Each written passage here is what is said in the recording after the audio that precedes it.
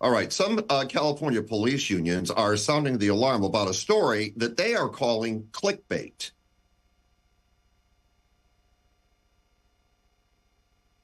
These law enforcement officers are criticizing the report, which calls the Golden State one of the best places to be a police officer in the U.S.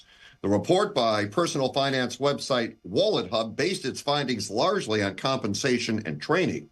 These unions pointed to low police staffing levels in major cities like San Francisco and L.A.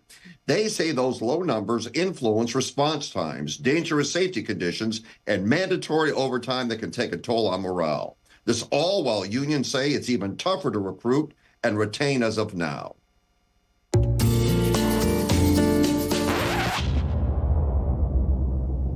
Pleasure to welcome on our friend, Chief Andy Mills, Palm Springs Police Department. Chief, thanks for jumping on tonight. You bet. It's good to be here. Thank you for the invitation. All right. So the report comes out that California is one of the top places in the country to be a police officer. Some police groups disagree with that. What do you say, Chief? I'm guessing those groups are from other states. But I can tell you that this is a wonderful place to be a police officer, and there's a lot of reasons for it. One is our folks are paid pretty well. And two, we get some of the best training that's possible anywhere in the country. And the level of professionalism here is exceptional.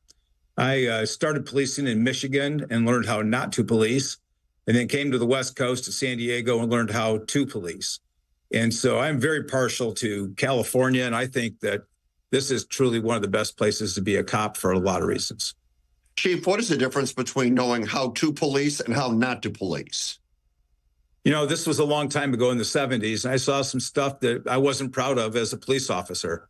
I saw people being abused and being misused, and so I decided that I needed to go back to school, finish my education. Then when I got done, applied in San Diego, came out to the West Coast, and had a completely different experience.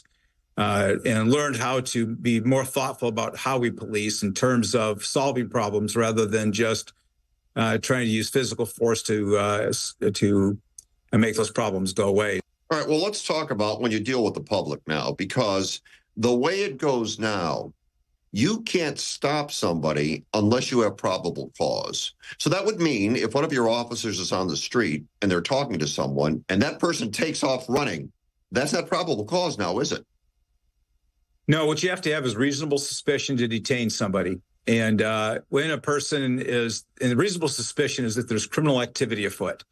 And what the court ruled is just because somebody runs from you, that doesn't mean that's reasonable suspicion, because certain people might feel a fear of the police for whatever reason, whether they grew up in a country where the police are, use a lot of excessive force, or they're from a location, or they had a bad personal experience. So just that in itself is not enough. You need more than that. And I actually agree with that. And I think most of our officers agree with that, is that just a person running for no reason is not going to be enough to detain them. However, you have a broken window at a building and that person takes off running from the front of the building, now you have reasonable suspicion, and you certainly can give foot pursuit if needed. All right. Chief, as always, it's a pleasure. Thanks for joining us tonight. You bet. It's good to see you again.